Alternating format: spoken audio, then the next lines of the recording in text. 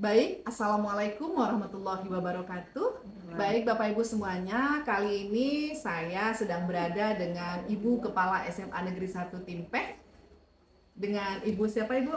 Ida Rosyani, SPD, Iya. dari SMA Negeri 1 Timpeh. Iya, saya sedang berada dengan Ibu Ida Rosyani, SPD, Kepala SMA Negeri 1 Timpeh. Dan kali ini dalam rangka penyelesaian tugas untuk modul 3.1 pada program Guru Penggerak, saya akan mewawancarai Ibu Kepala Sekolah tentang beberapa hal. Nah, untuk itu mari kita mulai saja wawancaranya. Izin ya Bu, kita wawancara ya Bu. Silakan Bu Ike. Baik Ibu, kita mulai pertanyaan yang pertama ya Bu ya.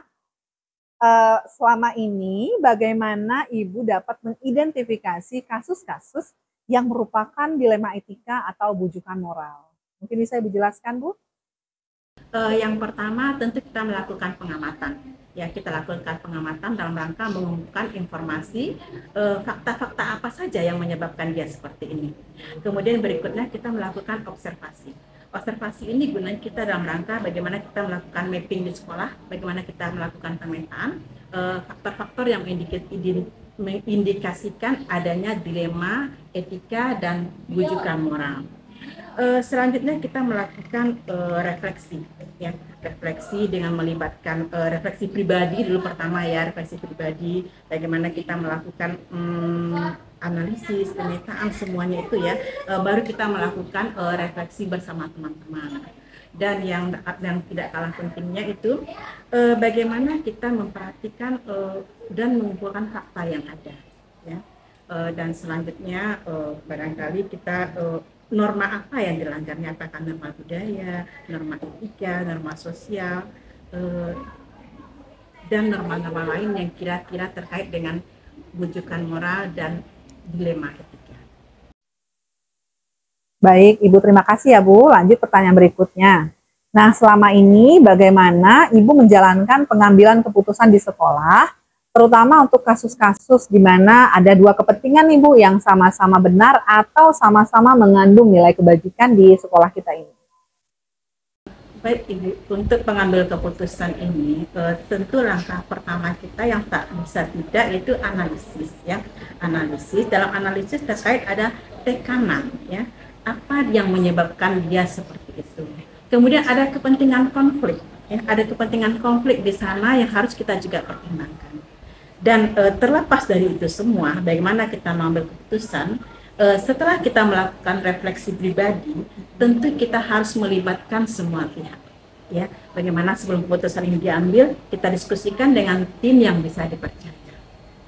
Nah berikutnya Bu, langkah-langkah atau prosedur seperti apa yang biasanya Ibu lakukan selama ini? Mungkin boleh Ibu ceritakan? Langkah yang pertama kita lakukan udah pasti pengumpulan informasi ya. Pengumpulan informasi seperti yang kami sampaikan tadi itu untuk melakukan mapping di sekolah kita. Berikutnya kita melakukan analisis konteks ya. Analisis konteks, banyak faktor yang terkait di sana, banyak faktor yang harus kita perhatikan, norma-norma apa yang mereka langgar, kemudian kepentingan siapa yang konflik kepentingan lah istilahnya ya. Itu yang kita maksudnya analisis konteks ya. Berikutnya identifikasi nilai etika yang terlibat ya. Artinya etika moral, dilema etika dan bujukan moral ya, tentu ada nilai-nilai etika yang terlibat di sana, apakah emosional, sosial dan lain-lain ya. Berikutnya yang ini melibatkan tim ya, bagaimana kita setelah kita refleksi pribadi, kita melibatkan tim, kita terima masukan tim, menghargai pendapat orang lain. Kemudian dengan adanya kita bersama tim, tentu keputusan yang kita ambil akan lebih kuat. Berikutnya setelah kita melibatkan tim, tentu kita perlu evaluasi ya. Kita evaluasi bagaimana keputusan yang akan kita ambil. Ini masih ke evaluasi ya, evaluasi telah melibatkan tim ya, belum hasil keputusan. Bagaimana evaluasi kita, bagaimana dengan prosedur langkah kita, bagaimana dengan evaluasi pihak yang terkait, tentu kita perlu melibatkan tim semua ya. Dan selanjutnya setelah kita evaluasi baik buruknya, tentu kita lanjutkan dengan solusi ya. Nah, dalam pengambilan solusi ini kita tidak boleh mengambil satu solusi saja, barangkali kita perlu menyiapkan solusi alternatif ya. Kalau satu solusi barangkali plan A-nya begini, plan B-nya beda ya. Tentu kita siapkanlah solusi alternatif bagaimana untuk menjawab tantangan ini semua ya. Dan berikutnya baru kita ambil keputusan. Nah, ambil keputusan ini kita perlu komunikasi ke warga sekolah ya, ke pihak terkait, ke warga sekolah, dan implementasinya bagaimana terhadap keputusan ini. Terima kasih Ibu. Nah, pertanyaan berikutnya ini, nah biasanya itu hal-hal apa saja yang selama ini Ibu anggap efektif dalam pengambilan keputusan pada kasus-kasus dilema etika? Coba mungkin bisa Ibu jelaskan ya Bu ya. Tentu setelah kita rembukan dengan tim hasil keputusan kita, tentu kita perlu sosialisasikan. Dan sosialisasi ini ada benang merah yang bisa kita tarik. Tidak semuanya kita curahkan. Ada benang merah yang harus kita sembunyikan, yang kira-kira terkait dengan harga diri yang bersangkutan. Ya, itu mengenai sosialisasi ya Bu ya.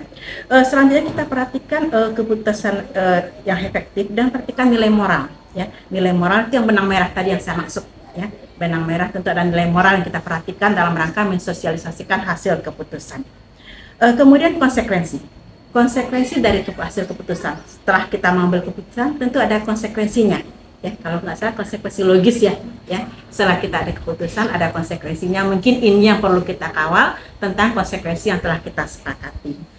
Dan selanjutnya terkait dengan etika moral, tentu ada prinsip etika ya, prinsip etika yang kita pegang, keputusan yang kita sosialisasikan. Seperti saya bilang di awal, tidak semua mau dicurahkan. Ada benang merah, ada prinsip etika, ada etika moral yang kita harus kita pertimbangkan. Itu kira-kira. Oke, baik. Nah, lalu saya mau bertanya juga nih Bu, saya penasaran juga hal-hal apa saja yang selama ini merupakan tantangan dalam pengambilan keputusan pada kasus-kasus dilema etika yang Ibu hadapi di SMA 1 Timpe ini. Ketika kita mengambil suatu keputusan, apalagi terkait dengan dilema etika, Bapak Ibu, dilema etika, tentu banyak tantangan yang harus kita hadapi. Yang pertama sekali yang jelas itu konflik nilai, ya, konflik nilai dan kepentingan konflik, ya, konflik nilai dan kepentingan konflik ada dua hal yang tidak bisa dipisahkan. Tentu itu pertama tantangan kita, bagaimana kita bisa menarik suatu kesimpulan yang bisa menghasilkan win solution lah ya, bisa menghasilkan keputusan yang baik. Berikutnya tekanan emosional ya, selalu kita pemangku kebijakan, kita tidak akan terlepas dari tekanan emosional diri kita sendiri. Bagaimana kita mempertimbangkan antara aturan yang ada dengan dilema etika, berarti tekanan emosional. Yang kemudian berikutnya perspektif pandangan yang berbeda dari tim. Andai kata kita membawa tim, tentu kita ada perspektif pandangan yang berbeda. Nah, barangkali itu yang kita satukan, bagaimana kita tantangan kita dalam menggodok suatu keputusan nantinya ya. Kemudian terakhir ketika kita mengambil suatu solusi, tidak ada solusi yang sempurna. Nah, berikutnya nih Bu, apakah Ibu memiliki sebuah tatkala atau mungkin kata lainnya jadwal ya Bu ya, jadwal tertentu begitu dalam sebuah penyelesaian kasus dilema etika? Apakah mungkin Ibu langsung menyelesaikan di tempat atau Ibu memiliki sebuah jadwal untuk menyelesaikannya? Bentuk atau prosedur seperti apa yang Ibu jalankan ketika menghadapi permasalahan tersebut? Baik Ibu, tergantung ya, jawabannya tergantung. Artinya ketika dilema etika itu tidak sulit, yang rasa-rasanya kita bisa menyelesaikan berdua, atau yang kita bisa yang tidak membutuhkan orang banyak, mungkin kita bisa menyelesaikan di tempat ya, kan ada dilema etika yang ringan ya. Nah, ketika itu telah dilema etika itu lebih komplit, tentu kita tidak bisa menyelesaikan sendiri, kita butuh perspektif orang lain, kita perlu pertimbangan orang lain, dan kita perlu pengamatan, analisis, identifikasi, dan segalanya. Dan kalau hal itu sudah terjadi, kasusnya sudah ini ya, artinya dilema etikanya sudah lebih komplit, tentu kita harus punya jadwal. Kapan kita observasi, kapan kita pengamatan, kapan kita refleksi, kapan kita berkumpul dengan tim, dan kapan kita mengambil keputusan. Demikian kira-kira untuk jawabannya. Lalu Bu, adakah seseorang atau faktor-faktor apa yang selama ini mempermudah dan membantu Ibu dalam pengambilan keputusan dalam kasus-kasus dilema etika yang Bu hadapi di sekolah kita? Alhamdulillah, alhamdulillah dalam pengambilan keputusan kasus dilema etika ini kami mempunyai tim ya, kami punya tim yang solid. Artinya beberapa teman punya pendekatan yang lebih, beberapa teman punya pengetahuan yang lebih, beberapa teman punya pengalaman yang lebih. Jadi itulah kami manfaatkan, itulah sumber daya kita di sekolah ini. Ya, kita punya SDM yang tangguh untuk itu, kita punya SDM yang bisa kita andalkan, sehingga kami tidak berjalan sendiri, kami mendapat pertimbangan dari berbagai pihak. Oke, ini pertanyaan terakhir ya Bu ya. Dari semua hal yang telah Ibu sampaikan, kira-kira nih pembelajaran apa yang dapat Ibu petik dari pengalaman Ibu ketika mengambil keputusan dilema etika di sekolah kita ini? Hal yang dapat dipetik di sini, kita mempunyai kekayaan batin, ya. Kita mempunyai banyak solusi. Andai kata saya tidak menghadapi dilema etika ini, saya tidak akan punya pengalaman menyelesaikan dilema etika dan bujukan moral.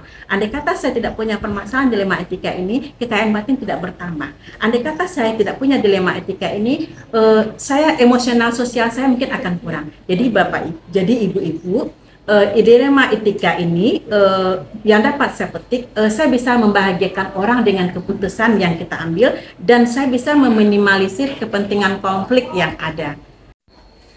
Baik, terima kasih sekali sesi wawancara kita hari ini. Mudah-mudahan dari sesi ini saya memperoleh banyak pengalaman dari segala yang Ibu sampaikan tadi. Terima kasih ya Bu. Mungkin ada saran dan masukan untuk kami Bu sebagai PGP Bu? Barangkali saran tidak banyak ya. Semoga CGP ini bisa menyelesaikan tugas tepat waktu, dan ilmu-ilmu yang CGP dapatkan dapat diimplementasikan untuk SMA Negeri 1 Timpe khususnya, dan Darmas Raya. Terima kasih banyak Ibu. Sama-sama Bu. Oke, terima kasih Bapak Ibu. Assalamualaikum warahmatullahi wabarakatuh. Waalaikumsalam.